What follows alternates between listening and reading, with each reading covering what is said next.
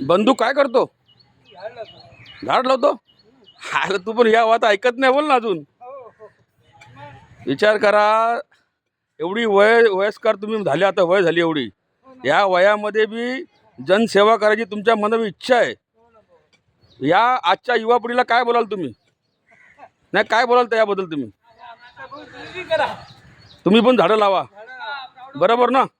आज ही युवा पिढी आहे जी आमची, आज उद्याचं भविष्य आमचा.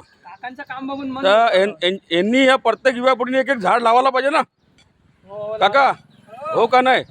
आज तुम्ही या वयामध्ये सुद्धा खड्डा खोदून झाड लावता म्हणजे ही देशसेवा आहे, एक प्रकारची देशसेवा आहे. देशाची सेवा करण्याकडे आर्मीमध्ये जाणं गरजेचं नाही आहे. रस्त्याने चालत असताना मोठा दगड भेटला आपल्याला, तो साईडला ठेवला तरी पण देशसेवा आहे असं मला तरी वाटते.